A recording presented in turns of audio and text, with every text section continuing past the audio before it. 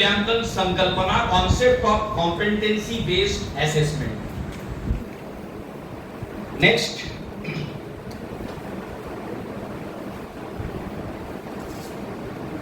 अब इस टॉपिक के अंदर हम लोग क्या क्या समझने वाले हैं। नंबर 1, आप शुरू से लेकर आखिर तक देखेंगे तो क्षमता क्षमता क्षमता क्षमता, कॉम्पिटेंसी सलाहियत, यानी ये सलाहियत दो तरह की है, two type of competency. Number 1, एक क्षमता जो बच्चे के अंदर पैदा करनी है। क्या क्या क्षमताएं हैं जो बच्चे में पैदा करनी है, कौन सी खूबियां हैं जो बच्चे में पैदा करनी है, एक। नंबर 2, उन क्षमताओं को पैदा करने के लिए एज ए टीचर मेरे अंदर कौन सी क्षमताएं मुझे पैदा करनी है। उन क्षमताओं को पैदा करने के लिए मेरे अंदर क्षमता होनी चाहिए, उस क्षमता को स्टूडेंट्स के अंदर जो है वो पैदा करने के लिए। तो दो क्षमताएं हो गई, क्षमता आधारित अध्ययन व अध्यापन, टीचिंग एंड लर्निंग। आपको भी सीखना है, अपने अंदर भी क्षमताएं पैदा करना है और बच्चे के अंदर भी। उसके लिए टीचिंग एंड लर्निंग, अध्ययन अध्यापन, क्षमता आधारित मूल्यांकन संकल्पना, कॉन्सेप्ट। देखिए, कॉन्सेप्ट की बहुत अहमियत है, बहुत ज्यादा अहमियत है कॉन्सेप्ट की। इसको आप समझिए कि अगर आपने किसी भी चीज का कॉन्सेप्ट समझ लिया, उसका आइडिया समझ लिया, उसके बाद अगर ये पूरा कमरा भरकर भी किताबें होंगी, आप अंडरस्टैंड करेंगे उसको। और इस कमरा भरकर किताबों को आप डिफाइन कर सकेंगे कि ये पूरी किताबें जो मैंने हजारों की तादाद में पढ़ी हैं, उसको डिफाइन करो बहुत ही मुख्तसर, कम से कम लफ्जों में, मिनिमम वर्ड्स, कॉम्प्रिहेंसिव। और उर्दू में इसके लिए कहते हैं लफ्ज जामे और माने, very interesting. Comprehensive, minimum words, maximum meaning. अगर उस डेफिनेशन को, उस कॉन्सेप्ट को जो 3 से 4 लाइन में है, अगर उसको एक्सप्लेन करने के लिए जाएंगे तो पूरी माइकल स्कूल भर जाएगी। तो ये दोनों वाइस वर्सा, बरअक्स, पूरी किताबों को संक्षिप्त यानी मिनिमम वर्ड्स के अंदर जमा कर देना, समंदर को कूजे में बंद कर देना, सागर को गागर में भर देना, 100 सुनार की एक लोहार की। तो यहां पर कॉन्सेप्ट बहुत इंपॉर्टेंट होता है, डेफिनेशन बहुत अहम होती है। इसको उर्दू में कहते हैं जामे और माने। जामे का मतलब होता है कि जमा करना, वो वर्ड्स, वो आइडियाज, मिनिमम वर्ड्स जमा करना, जामे, प्रोफाउंड वर्ड्स। माने, उसके अंदर एक भी शब्द ऐसा नहीं आना चाहिए जिसका कोई भी रिलेशन उस आइडिया के साथ में हो, कोई वर्ड एक्स्ट्रा नहीं आना चाहिए। जितनी बात होनी चाहिए, एक एक वर्ड उसका अहम है, वो जाएगा डेफिनेशन खत्म, एक्स्ट्रा आएगा डेफिनेशन खत्म, आइडिया वीवर हो जाएगा।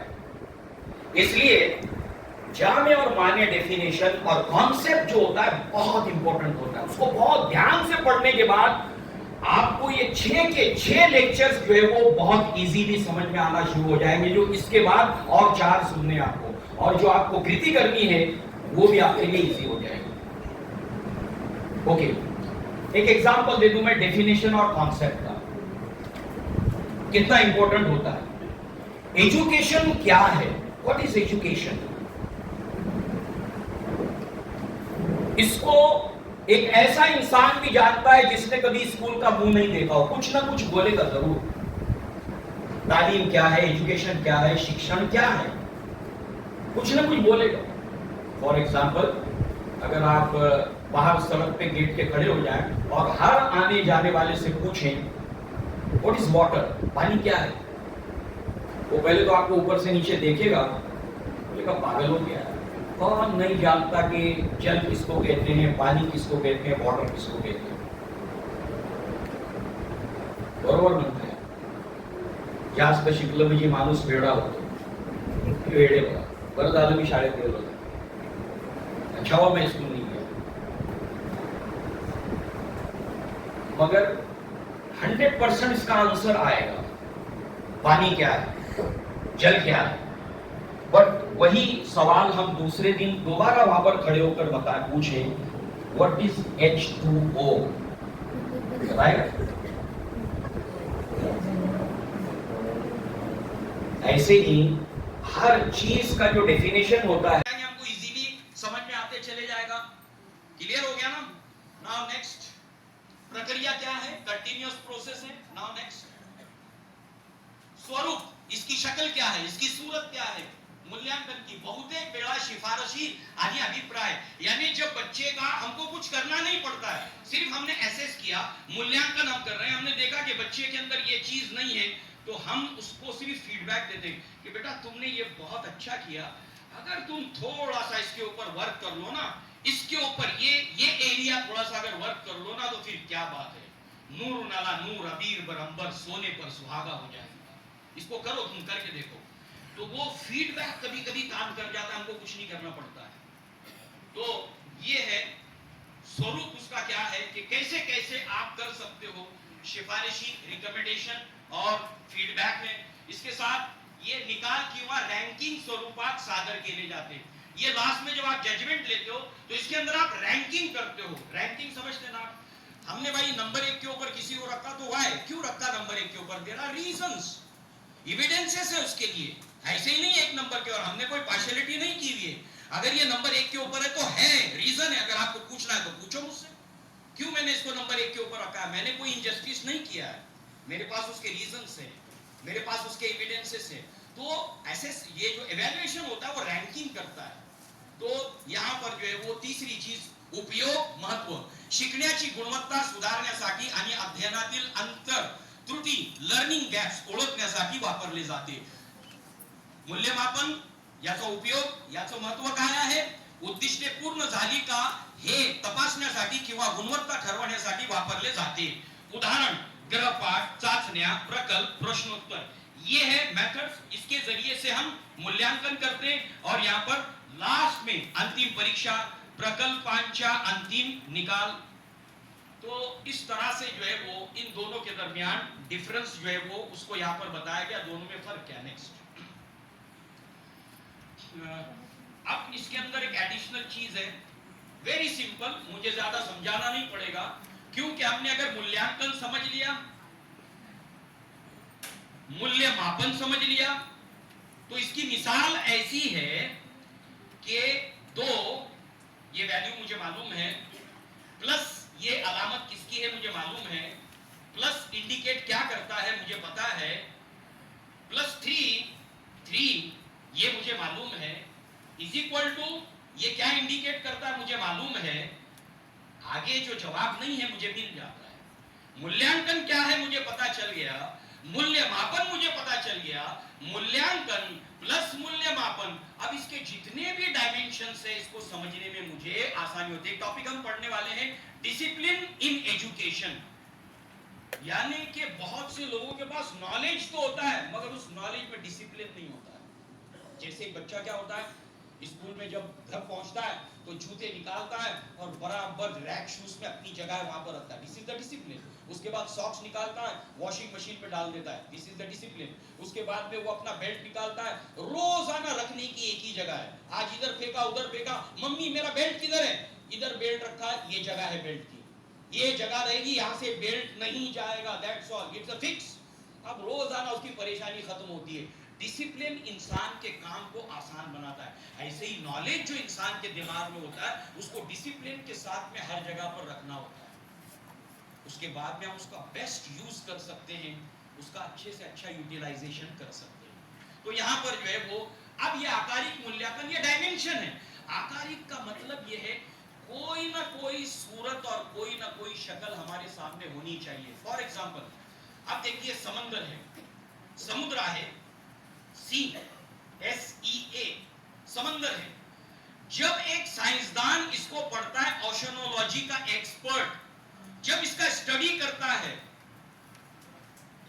इसके बारे में रिसर्च करता है, तो वो समंदर को एज अ बॉडी अपने माइंड में रखता है। What is your subject? समंदर है, मगर उसको क्या एज्यूम करता है? इट इज अ बॉडी, ये बॉडी है। उसके बाद में एक ह्यूमन साइंस का रिसर्च करने वाला जब वो किसी चीज के ऊपर रिसर्च करता है, फॉर एग्जाम्पल उसके रिसर्च का टॉपिक है कि आज का आदमी बेहतर है या पहले का आदमी बेहतर था। 17th सेंचुरी के अंदर इसका स्टडी का हिस्ट्री की एक ब्रांच निकली थी, एंथ्रोपोलॉजी। एंथ्रोपोलॉजी का सब्जेक्ट यह है कि आज का इंसान बेहतर है या कल का गुजरे हुए जमाने का आदमी बेहतर था। तो रिसर्च ये निकलकर सामने आया कि पहले एरर हुए इसके अंदर कि नहीं, आज का आदमी बहुत बेहतर है पहले के आदमी से, और इसके ऊपर रिसर्च हुआ, कहा नो नो नो नो, एक फर्क है, एक एंगल से आज का आदमी बेहतर है और दूसरे एंगल से पहले का आदमी बेहतर था। वो क्या है? Evidences, evidences. देन एक चीज जो आज के जमाने का इंसान लैक कर रहा है, आज का इंसान जो लैक कर रहा है जो चीज वो पहले के लोगों में थी, तो अगर इस भलाई के साथ ये भलाई भी पिछले लोगों की आ जाए तो फिर तो कहना क्या, विश्व गुरु बनने से कोई रोक हमको सकता नहीं। बिकॉज यूरोप के अंदर फैमिली इंस्टीट्यूशन डिस्ट्रॉय हो गया है, जापान के अंदर डिस्ट्रॉय हो गया है, अमेरिका में फैमिली इंस्टीट्यूशन इज डिस्ट्रॉयड। जितने आज डेवलप कंट्रीज हैं, एक्सेप्ट गल्फ कंट्रीज को अगर आप छोड़ दें, जितने भी डेवलप कंट्रीज हैं वहां पर family institution is collapse, finish हो गया। क्यों?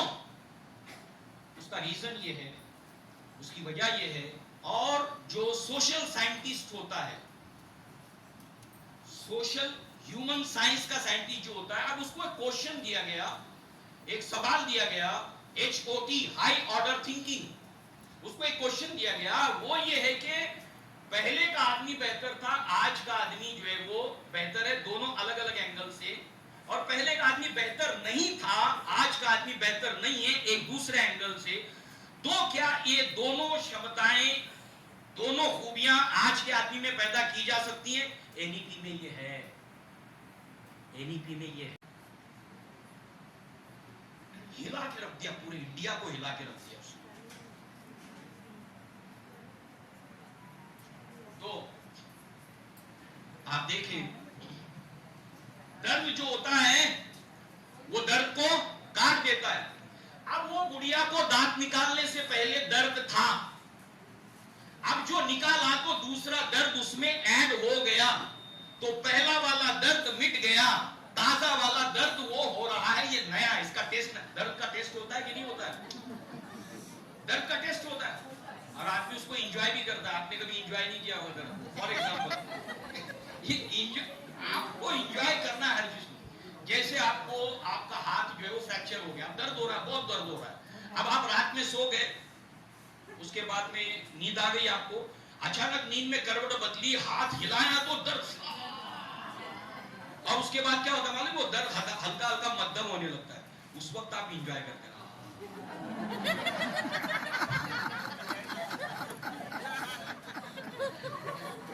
गम नहीं, गम जिंदगी का एक नगमे खामोश है, रब्ते जिंदगी से हम आगोश है। गम जगा देता है जवानी को लुत्फे ख्वाब से, साज ये बेदार होता है इसी मिज़राब से।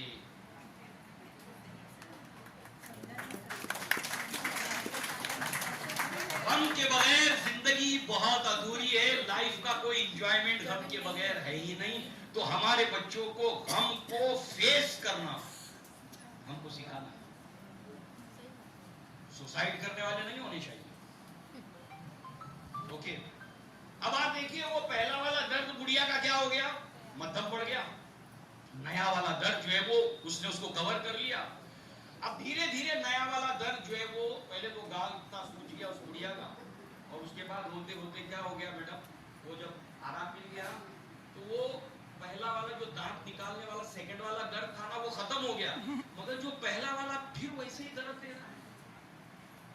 जो पहला था ना जब दांत नहीं निकाला था वो दर्द था, वो वैसी टेस्ट समझ में आ रहा है कि तो वही है, ये वही है दर्द। वो अपन डॉक्टर क्या सही का मुंह खोलो, मुंह खोलो, मुंह खोलो, मुंह खोलो, मुंह खोलो, मुंह खोलो, सॉरी गलती से बाजू का दांत निकल। तशखीस आइडेंटिफाई करना, त्रुटि कहाँ है, प्रॉब्लम कहाँ है, मूल्यांकन यहां से शुरुआत होती है। अभी आप डेफिनेशन जो लिखा उसको पढ़ो आप, और ये इसको याद रखो, इसको मत भूलना। जब भी मूल्यांकन समझना है तो इसको याद रखना, बुढ़िया और उसके दांत को एक मर्तबा उसको देखिए आप।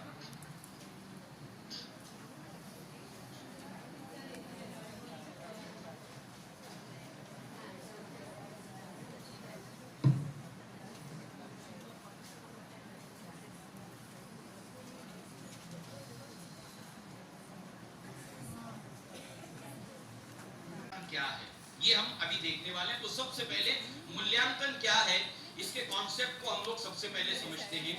व्हाट इज अ मूल्यांकन? एक फार्मूला आपने लिखना है, मूल्यांकन क्या है इसको समझने के लिए।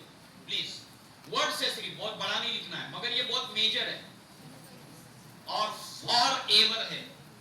हमेशा कोई भी कॉन्सेप्ट को समझने के लिए एक आइडिया है। नंबर 1 तो आप लिखिए प्रक्रिया, और इंग्लिश में अगर लिखेंगे प्रोसेस, और अगर आप उर्दू में लिखना चाहते हैं तो सिलसिलावार मराहिल। प्रोसेस, प्रक्रिया, सिलसिलेवार मराहिल, प्लस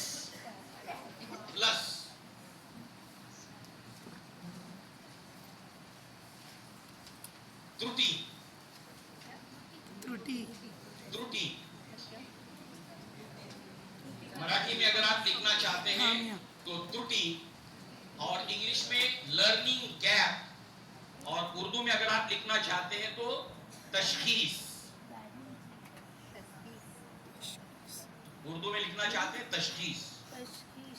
नंबर 3 प्लस करके उसके आगे प्लस।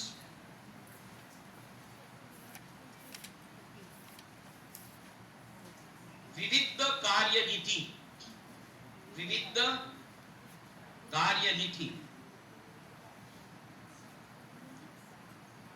इंग्लिश में लिखना चाहते हैं various strategies, various strategies. Urdu में लिखना चाहते हैं मुख्तलिफ तरीके, मुख्तलिफ तरीके।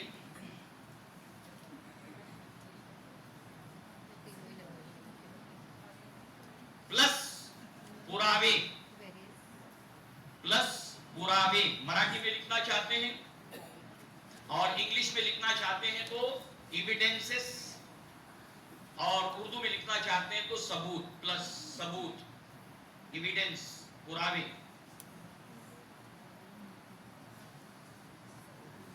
नंबर 5 प्लस विश्लेषण, विश्लेषण। नंबर 5 विश्लेषण। इंग्लिश में लिखना चाहते हैं एनालिसिस, और उर्दू में लिखना चाहते हैं तजजिया, इज इक्वल टू तजजिया, एनालिसिस, विश्लेषण इज इक्वल टू जजमेंट, फैसला, निर्णय, इज इक्वल टू निर्णय, जजमेंट, फैसला। This is the concept. मूल्यांकन का ये मतलब है। अभी हम लोग एग्जाम्पल लेते हैं, फिर मैं इसमें से कुछ पढ़ूंगा नहीं, आप समझ जाएंगे, ठीक है? रेडी हो गया? लिखकर हो गया? ओके। अब एक एग्जाम्पल देखिए आप। एक मातारी होती, मातारी बूढ़ी औरत, दांत दर्द दे रहा था, उसका दांत दर्द दे रहा था, दांत के डॉक्टर के पास वो गई। अब हम लोग सब कभी गए होंगे, लाइट वाइट लगाता है, उसके बाद डॉक्टर ने कहा कि मुंह खोलो, उसने खोल कहा और अरे माटी मिला का तोंडा बसून बगनार का।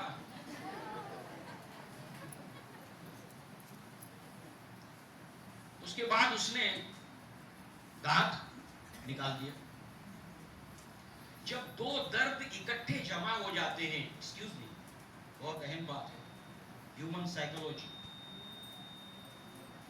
दो दर्द दो दुख जब साथ में जमा हो जाते हैं तो बड़ा वाला दुख छोटे वाले दुख को दबा देता है।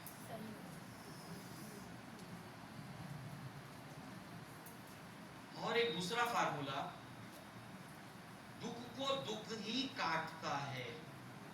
इन्नल हदीदा बिल हदीदे युफ्लिहु, लोहा लोहे को काटता है। दुख को काटने का तरीका खुद दुख है।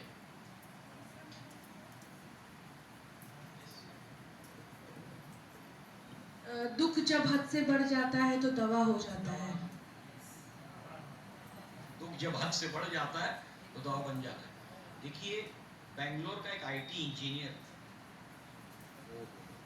5 साल के बच्चे ने 4थे फ्लोर से, हमारे बच्चों का प्रॉब्लम है, हमको समझना पड़ेगा कौन सा दुख है उसको।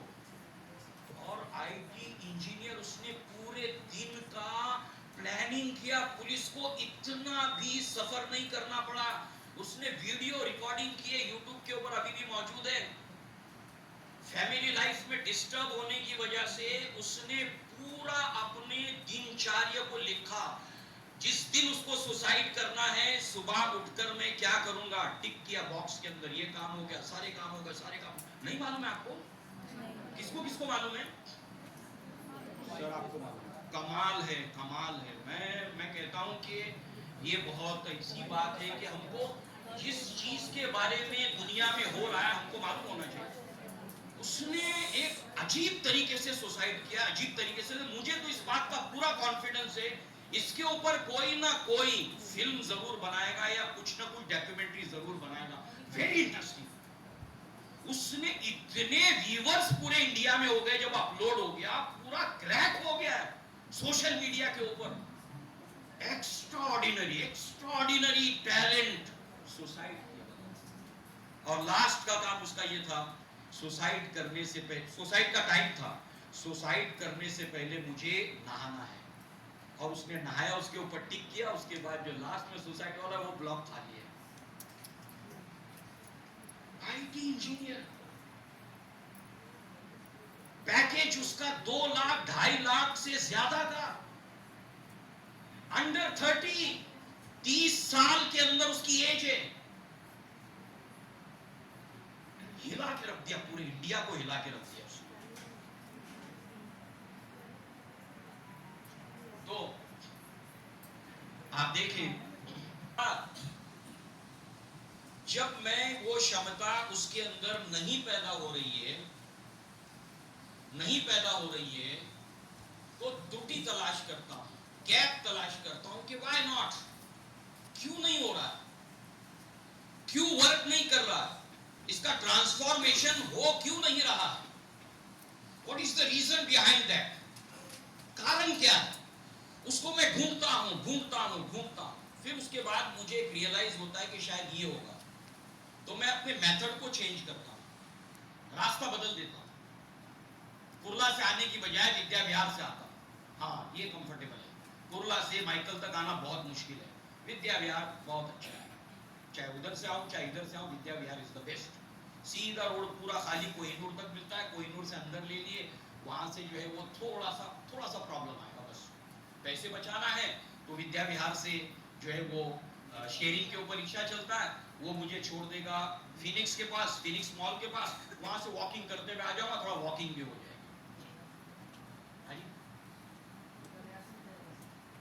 डायरेक्ट वहां से पहले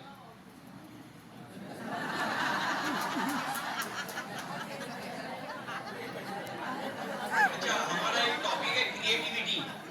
क्रिएटिविटी के लिए वॉकिंग इज द मस्ट। उनके बहुत सारे इल्यूजन इंसान को चलते चलते होते हैं, इसीलिए आप देखेंगे बहुत से जो विचारक होते हैं वो ऐसे ऐसे चलते रहते और दिमाग में उनके चलते रहते। आप विद्या विहार से आंख बंद करके, विद्या विहार से आंख बंद करके ऐसे न्यूटन बनने के लिए गुलाटी मारना जरूरी है और क्रिएटिव बनने के लिए विद्या विहार से आंख बंद करके यहाँ तक आना। ओके, तो इसके अंदर आप देखिए कि मूल्यांकन एक कंटिन्यू प्रोसेस है। आपने त्रुटि मालूम की, अपना मेथड चेंज किया, रास्ता बदला, फिर ये वर्क करने लगा, बच्चे के अंदर चेंजेस आ गए। आप ये सारी चीजों को जमा करते जाते हो, जमा करते जाते हो, एविडेंसेस जमा करते हो और उसके बाद में वो सारे evidences at the last assessment के हवाले करते हो। अब जब असेसमेंट करते हैं हम लोग, इवैल्यूएशन करते हैं, तो इसके अंदर हम लोग जज करते हैं। जज क्या करते हैं? क्षमता पैदा हुई है, नंबर 1 क्षमता पैदा हुई है ए क्वालिटी की, बी क्वालिटी की, सी क्वालिटी की। सब बच्चों में एक जैसी वो क्षमता पैदा होगी, मगर किसी में ज्यादा, किसी में कम, किसी में कम। किसी को देखकर हमको एक्शन से लगेगा कि लगता है ये प्रोफेशनल डांसर है, ऐसा हमको लगेगा, ये क्वालिटी है ए। तो क्षमता, उसकी क्वालिटी क्या है? इवैल्यूएशन में हम जजमेंट लेंगे, हमको सारे एविडेंसेस जो है वो असेसमेंट देगा, साल भर का असेसमेंट हमको सारे सबूत लाके हमारे सामने रखेगा और अब हम असेस करेंगे इसके अंदर ये क्षमता पैदा हुई है, ये क्षमता पैदा हुई है, ये क्षमता पैदा हुई है, इसकी क्वालिटी ए है, बी है और सी है, या ये क्षमता इसके अंदर नहीं पैदा हुई है, ये पौधा ग्रो नहीं हुआ है, नहीं हुआ है। अब जजमेंट वो क्या करेगा? अपना फैसला असेसमेंट दोबारा जो है वो जो दे देगा वो असेसमेंट को, ये देखो ये प्रॉब्लम है, आप देखो इसको क्या प्रॉब्लम है, आप समझो इसको, ठीक करो इसको, ये वर्क नहीं कर रहा है, मेरा असेसमेंट ये है। इस तरीके से असेसमेंट और इवैल्यूएशन के दरमियान में लिंक है और ये दोनों साइड बाय साइड चलते हैं। एक एट द लास्ट एनुअल, आखिर के अंदर असेसमेंट होता है ओवरऑल, और एक असेसमेंट होता है जो आपको रोजाना करना पड़ता है, रोजाना सबूत जमा करना, असेसमेंट के हवाले करना, जजमेंट लेना। ये एक कंटिन्यू प्रोसेस है। This is the relation between assessment and evaluation. कदर पैमाई और उसके साथ साथ यहां पर जो है वो असेसमेंट, इसके बीच में ये लिंक है। क्लियर हो गया? इसके ऊपर अब ज्यादा बात करने की जरूरत नहीं रही। Okay, now next. अब यही फर्क अब मैं समझता हूं कि आपको बताने की जरूरत नहीं है, आप रीड करते जाओगे, कॉन्सेप्ट क्लियर हो गया और आपको समझ में आता चला जाएगा। रीड करते जाएंगे, समझ में आता चला जाएगा। व्हाट इज अर्थ काय आहे? मूल्यांकनाचा अर्थ काय आहे? मूल्यांकनाचा अर्थ आहे, मूल्यांकन म्हणजे अध्ययन, अध्यापनात सुधारणा, टीचिंग लर्निंग प्रोसेस के अंदर इस्लाह करते रहना, कंटिन्यूअस इस्लाह करते रहना और करण्यासाठी विद्यार्थ्याची प्रगतीची तपासणी, यानी कि हमको अपने बेहतर लाने के लिए बच्चे में और अपने में मुसलसल बच्चे की तपासनी। बच्चे में स्किल नहीं पैदा हो रही, इसका मतलब वो तो बात की चीज है, प्रॉब्लम मेरे में है ना, मैं नहीं कर पा रहा हूं तो मेरे में प्रॉब्लम है। तो ये असेसमेंट दोनों का है, मेरा भी कि मैंने एज अ लर्निंग असेसमेंट समझा कि नहीं समझा कॉन्सेप्ट को। नंबर 2 ये है कि मैंने उसके लिए दिशा और रास्ता तय किया, जो तय किया हुआ असेसमेंट के लिए। दैट मींस मेरे ट्रीटमेंट में कोई फर्क है, मैंने दांत जो है वो कोई और निकालना था, मैंने कोई और निकाल दिया, फोड़ा कहीं, फाड़ा कहीं, जख्म कहीं था और कहीं पर जो है वो मैंने जो है वो जरा यानी उसको सर्जरी मैंने किसी और जगह पर कर दी। मारो घुटना फूटे आंख, मुहावरा है, मारो घुटना फूटे आंख, दर्द कहां पर है? कान में है, दवा अंगूठे में लगा रहे हो। तो ये है मूल्यांकन म्हणजे अध्ययन, अध्यापनात सुधारणा करण्यासाठी विद्यार्थ्यांच्या प्रगतीची तपासणी। मूल्यमापन म्हणजे निकालांच्या आधारे गुणवत्ता किंवा उद्दिष्ट पूर्तीचा निर्णय, जजमेंट लेना कि किस क्वालिटी की स्किल पैदा हुई है या नहीं हुई है, ये जजमेंट लेना। नंबर 2 उद्देश्य, मूल्यांकन का क्या है, मूल्यमापन का क्या है? विद्यार्थ्यांच्या ज्ञान, कौशल्य आणि प्रगतीबद्दल माहिती। ए मुल्ला, ए पादरी, दिखता नहीं है, अंधा है, अलीबाग से आया है, आप किसी चीज के ऊपर ध्यान दिए बगैर अपनी नजर को अपने बच्चे पर गाड़ते कि अगर मैंने इधर ध्यान दिया तो मेरा बच्चा मेरी नजर से ओझल हो जाएगा, और आप जैसे उसका हाथ थाम लेते हैं, उसको गले से लगाते हैं, तो आप खुश हो जाते हैं और इंजॉय करते हैं और आपको खुशी मिलती है।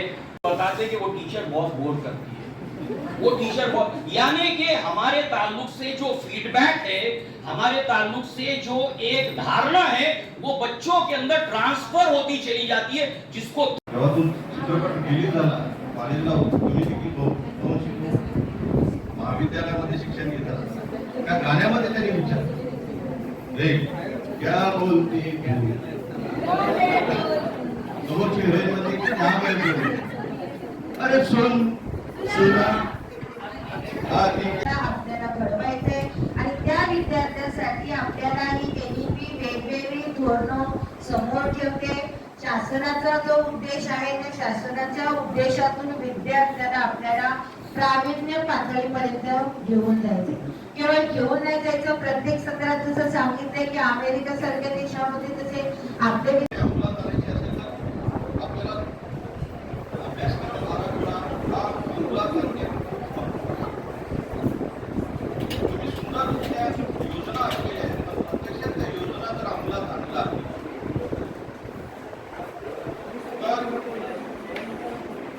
जे काय आपण स्वप्न पाहिलेली आहेत ते स्वप्न साकार होतं. 1968 मध्ये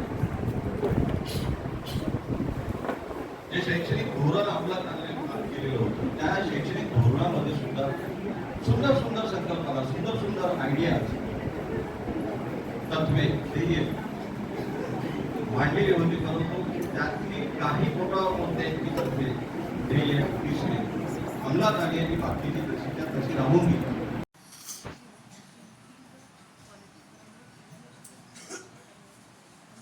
In this picture, we see two things. The first one is assessment is to increase quality. When we teach the students, we try to increase the qualities of the student. But in that process, we only teach them and try to find out what learning gap is there in our students. After our teaching, we see whether our student that he learned or not, and that is the process evaluation is to judge quality. And when we judge our students, we understood that whether he has got it or not.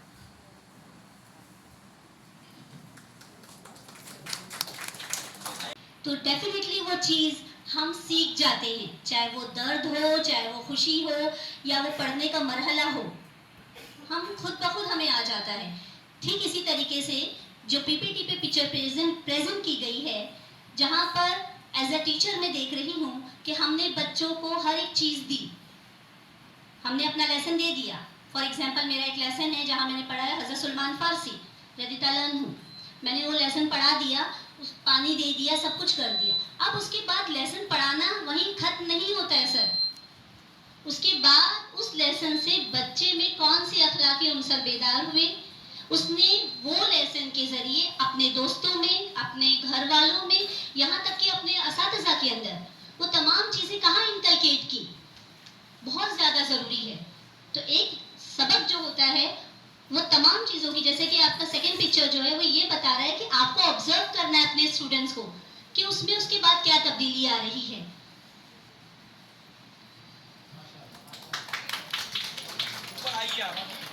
बना देना बहुत मुश्किल है, हर काम को आसान बना देना. NAP 2020 जो हम सीख रहे हैं, इसकी ट्रेनिंग में 4 साल पहले से ले रही हूँ. NCERT के लिए तकरीबन 4 साल से काम कर रही हूँ. 2020 में कशोरी सर के साथ और धर्मेंद्र सर के साथ जब मुझे NCF पे काम करने का मौका मिला और NEP की ट्रेनिंग लेते लेते मैंने ना सिर्फ NCF के LOS पर मैंने पूरी काम की, जो आपको लर्निंग मटेरियल प्रोवाइड कर रहा है SCERT और NCERT, ये दोनों का कोलैबोरेशन बहुत जल्द जो है एक नई चीज़ आपके सामने पेश करने वाला है. SCERT की ट्रेनिंग मैंने नहीं ली थी, इसलिए एज अ प्रिंसिपल मैं ये ट्रेनिंग खुद अटेंड कर रही हूँ. मुझे ये देखना था कि NCERT और SCERT में डिफरेंस क्या है. क्योंकि कई सालों से मैं एनसीईआरटी के लिए काम कर रही हूँ सर, और कई लेसन्स मैंने खुद लिखे हैं जो बहुत जल्द मंजर आम पर भी आएंगे टेक्स्ट बुक, क्योंकि हमारा एक कॉन्ट्रैक्ट होता है कि उस वक्त तक हम कोई भी चीज़ डिस्क्लोज नहीं करते किसी पर भी। तो इस वजह से मैंने कई जगह पर खामोशी इख्तियार रखी, कल भी रखी, चाहती तो बता सकती थी जब यहाँ चीज़ें आई, लेकिन क्योंकि सर का सेशन मैंने पहली बार लिया, दिलावर सर आपका, और रियली तब मैंने फीडबैक दिया कि आउटस्टैंडिंग, क्योंकि एज अ टीचर मैंने जो महसूस किया कि हम टीचर्स हैं, प्रिंसिपल हैं, उसके बावजूद हमारा अटेंशन एक जगह पे नहीं था। हम बात भी कर रहे थे, खा भी रहे थे, पिकनिक जैसा एंजॉय कर रहे थे कल, लेकिन जब सर का सेशन हो रहा था थोड़ी देर के लिए भी हमारा अटेंशन फोकस, जो उनका कल का पहला टॉपिक उन्होंने फोकस से शुरू किया, वो नहीं हटा, मेरा नहीं हटा था, मुझे पूरा मैंने फोकस रखा। उसके बाद वाले सेशन में थोड़ा हम 50-50 हो गए। तो सर मैं आपसे यही कहूँगी कि एक टीचर का बहुत ज़रूरी है कि वो पहले खुद अपने ऊपर इम्प्लीमेंट करें और उसके बाद जाकर हम जो है अपने स्टूडेंट्स पर। तो हमारे स्टूडेंट्स कहाँ से लाएंगे वो फोकस जब हम ही नहीं ला पाएंगे। तो जब ये सेशंस हो रहे हैं तो मेरी ये रिक्वेस्ट है कि एटलीस्ट हम अच्छे से सुने। आई नो कि सुनना बहुत डिफिकल्ट है, आई नो, तो बच्चों के लिए भी हमारे बहुत डिफिकल्ट है सुनना हमको। तो लेकिन सर जब पढ़ाते हैं, या सर का जब मैंने सेशन 2 दिन जो कल देखा पूरा और आज का भी जो सर मैंने कुछ 11 बजे ज्वाइन किया, तब से मैंने जो देखा, सर ना सिर्फ बोलते हैं, उनकी एक्टिंग भी होती है। Agree everyone? कौन एग्री कर रहा है please raise your hand. Sir agree, example, new जो उनके एविडेंस होते हैं, जैसे कि उन्होंने वो बच्चे का बताया, राइट? अभी जो सर ने कल वेट लिफ्टिंग का बताया, एक 17 years old girl sir weight lifting में जिसकी जान गई। तो बहुत सारी ऐसी चीज़ें जो सोशल मीडिया पे वायरल है, हम उनसे बहुत सारी चीज़ें सीख सकते हैं। और ये पीपीटी भी उसी चीज़ की चीज़ बता रही है हमें कि सिर्फ पढ़ाना मकसद नहीं है। अगर हमने कोई चीज़ टीच कर दी है, कोई चीज़ लर्न करवा रहे हैं बच्चों को, उसका ऑब्जर्वेशन एज अ प्रिंसिपल मैं अपने टीचर्स को ऑब्जर्व करती हूँ, अपने बच्चों को ऑब्जर्व करती हूँ, अपने पेरेंट्स को भी ऑब्जर्व करती हूँ। इवन के आजकल हमने नया शुरू किया है कि प्रिंसिपल ने पुलिस स्टेशन तक जाकर कोलैबोरेशन किया है। जैसे कि सर ने बताया ड्रग्स वगैरह के लिए हमने कोलैबोरेशन ये किया कि हम जान पाए कि स्कूल को प्रॉब्लम कौन सी फेस करनी पड़ रही है हमें। तो observation is must sir. Thank you so much.